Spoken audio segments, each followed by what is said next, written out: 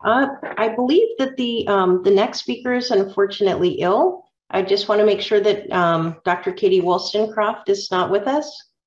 Yeah, I'm here. Oh, you are here. Okay. Okay. Sorry about that. So I'd like to introduce Dr. Katy Wolstencroft, who's with the Leiden Institute for Advanced Computer Science.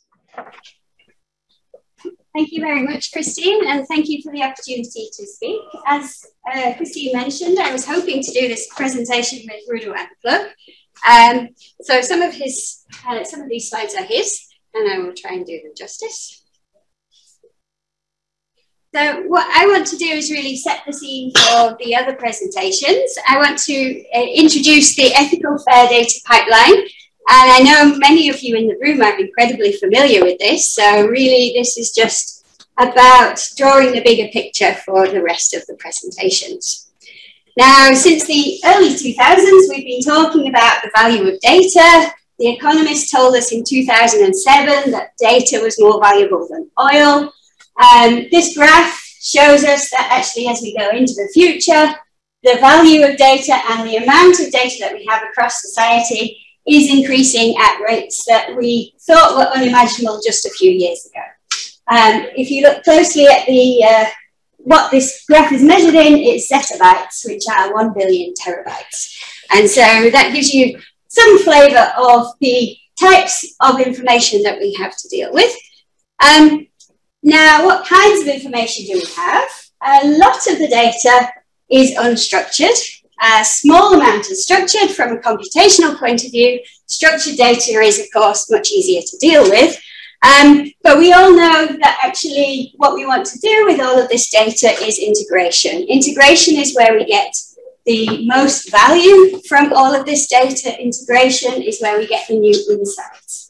And so a lot of what we do in computer science is about understanding how to better structure the unstructured data, how to combine these two types of data together.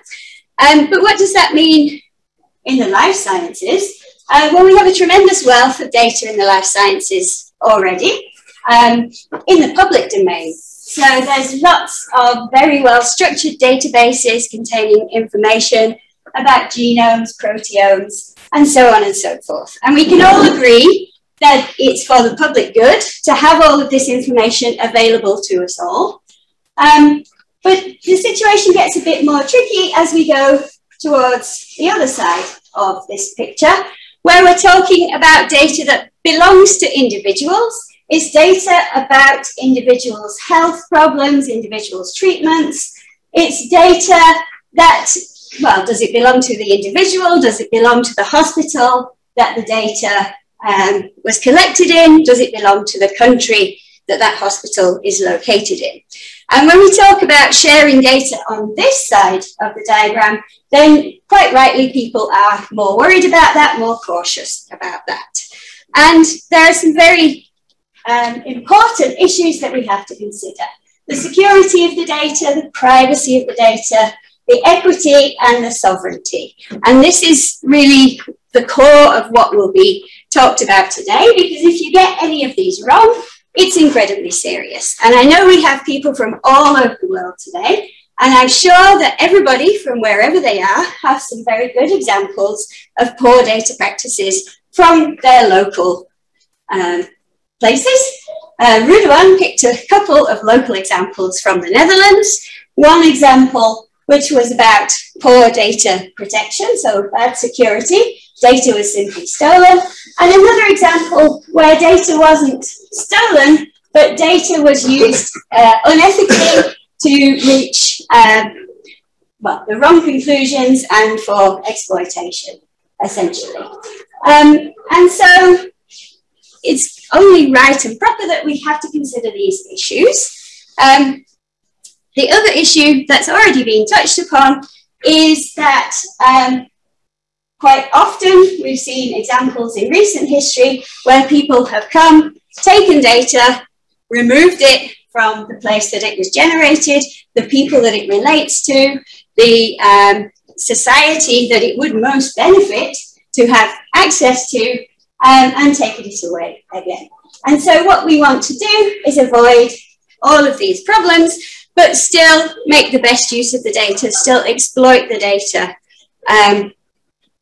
as best we can. And this is where the FAIR principles comes in. We all know here what the FAIR principles are. We all know that actually the origins are right here in Leiden, 2014, and it took 2 years for the FAIR principles to really come out from that initial meeting. But the principles are very simple.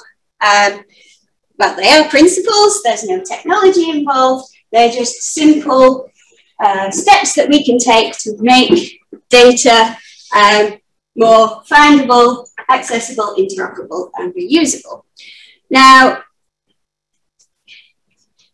we built upon a lot of the activities that were already going on in bioinformatics. There was a wealth of data, as I said, in databases, and the fact that we've been collecting sequence data for a long time meant that we already could demonstrate the added value of integration and sharing.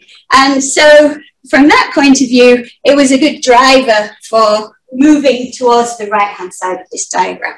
But this word exploiting was still very scary for many people.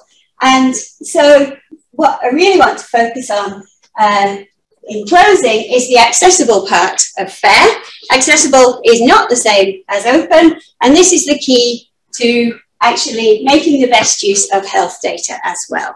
So if data is accessible, it means it's accessible to people who have permission to use it. It's accessible in very well-controlled ways. You can audit who has access to data, and so you can build trust. You can build ecosystems where different people are allowed to access different types of data at different times under different circumstances. And of course, you can also think about new architectures where we have FAIR as the underpinning technology, the underpinning way of working, where you don't actually share the data at all, where you simply visit the data and you share your algorithms. And so FAIR is just a simple set of principles.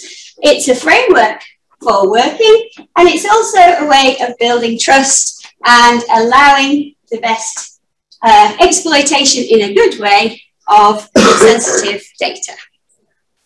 With that, thank you. Thank you so much for that framing, Dr. Wolstencroft.